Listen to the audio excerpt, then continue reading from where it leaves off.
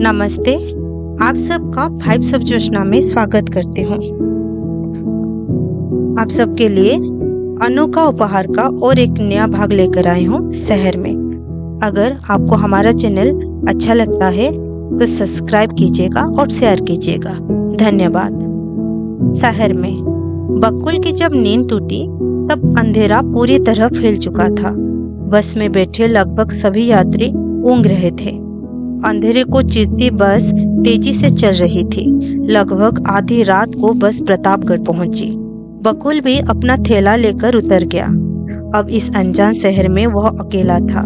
उसे समझ नहीं आ रहा था वह कहाँ जाए, क्या करे। वैसे भी इस समय रात थी। कुछ सोचकर वह वेटिंग रूम में एक कोने में अपने थैले को छाती से चिपका कर सो गया। कुछ ही देर में उसे गहरी नींद आ गई।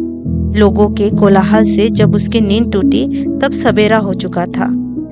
एक अंगड़ाई लेकर वह खड़ा हो गया, फिर थैला उठाकर निरुद्देश से चलने लगा। उसे अब जोरों से भूख लगी थी। उसने जेब में से पैसे टटोले। टिकट लेने के बाद अब उसके पास सिर्फ 10 रुपये बचे थे। सामने ढाबे पर जाकर उसने खाना खाया। उसके बाद वह फिर चल पड़ा। सड़क के दोनों ओर ऊंची ऊंची इमारतें थी। कारखानों की चिमनियां धुआं उगल रहे थे। बकुल ने पहली बार शहर देखा था। वह बड़े ध्यान से सब कुछ देख रहा था और वह मन ही मन सोच रहा था कि जेब में 5 रुपये लिए वो कितने दिन इस शहर में रह सकता है। धूप अब तेजी होने लगी। वह एक दुकान के सामने छज्जे की छाया में बैठ गया। तभी दुकानदार की नजर उस पर पड़ी और वह चिल्लाया, ए छोकरे, वहां क्यों बैठा है? उठ, धर्मशाला समझ कर रखा है। बाबूजी, मैं परदेसी हूँ, मुझे नौकरी दे दीजिए। बकुल विनम्रता से बोला, नौकरी दे दूं? तुझ अनजान परदेसी को और तू कल मेरी तिजोरी पर ही हाथ साफ करके चलता बने। चल भाग यहाँ से। दुकानदार की धुतकार सुनकर बकुल अपमानित महसूस करता हुआ वहां से चल पड़ा। वह अभी कुछ ही दूर गया था कि अचानक बर्तनों की एक दुकान के सामने उसके पांव रुक गए। पीतल के छोटे बड़े बर्तन, लोटे, गिलास आदि देखकर वह सोचने लगा क्यों ना वह पीतल का कोई बर्तन खरीदकर सोना बनाने के फॉर्मूले को आजमा कर देखे। पर फिर उसे लगा यह वक्त इस प्रयोग के लिए ठीक नहीं है। पहले इस शहर में कहीं रहने खाने का ठिकाना हो जाए, फिर यह प्रयोग करेगा। कुछ दूर पर ही सुनार की दुकान थी। वहां जाकर वह शोकेस में रखे आभूषणों को देखने लगा। आभूषण चमक रहे थे। वह दुकान में गया और सुनार से पूछा, आजकल सोने का क्या भाव है? सुनार ने एक बार उसके फटे कपड़ों को देखा और फिर व्यंग से बोला, क्यों, गहने गढ़वाने हैं क्या? नहीं, वैसे ही पूछ रहा हूँ। बताइए क्या भाव होगा? 4000 रुपये तोला है सोना। पता है 1 तोला कितना होता है? नहीं, बकुल ने बोला, खेलने वाले कंचे जितना। सुनार की बात सुनकर बकुल की आंखें विस्फारित हो गई। वो सोचने लगा, साधु बाबा का जो कमंडल उसके पास है वह तो बहुत भारी है। 1 किलो से कम तो क्या होगा?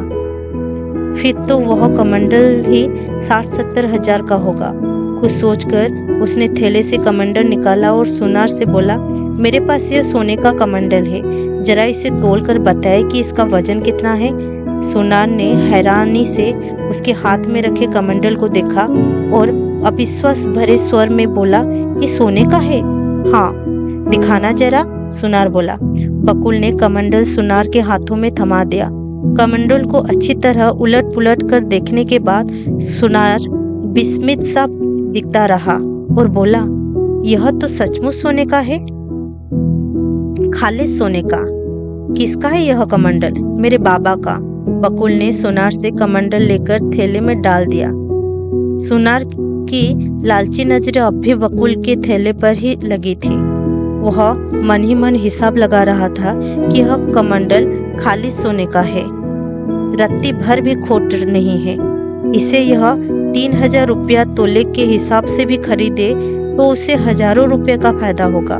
फिर तोल के समय ही हेरा फेरी का भी किया जा सकता है। तभी बकुल ने खड़े होकर कहा, अच्छा मैं चलता हूँ। बकुल को जाते देख सुनार प्यार भरे स्वर में बोला, कहाँ जा रहे हो बेटा? धूप में थके हुए हो, जरा शरबत पी लो, देखो तुम्हारे होठ कैसे सूख रहे हैं। बकुल बैठ गया और सोचने लगा, शहर में सभी लोग बुरे नहीं होते। शरबत पीकर बकुल जाने लगा तो सुनार बोला, इस कमंडल को उठाए कहाँ मोगे बेटा? मेरी मानो तो कमंडल मुझे बेच दो, तुम्हें पैसे मिल जाएंगे। नहीं, बकुल दृढ़ स्वर में बोला, यह कमंडल मेरे बाबा की निशानी है, इसे मैं कभी नहीं बेचूंगा। बकुल अब समझ गया था कि उसे शहर में फूंक फूंक कर कदम रखने होंगे। वह हर आते जाते आदमी को गौर से देख रहा था कि कहीं वह काना शिकारी उसका पीछा करते हुए शहर तो नहीं आ धमका। बकुल ने कई जगह लोगों से नौकरी मांगने की कोशिश की, पर हर जगह से दुत्कार दिया गया। उसे अब घबराहट होने लगी थी कि यदि वह इसी तरह सड़कों में भटकता रहा तो अवश्य काने शिकारी की नजर में पड़ जाएगा।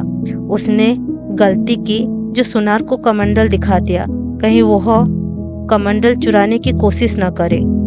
उसे किसी सुरक्षित जगह तलाश थी, तब वह कुछ दिन छिपकर रह सकता है।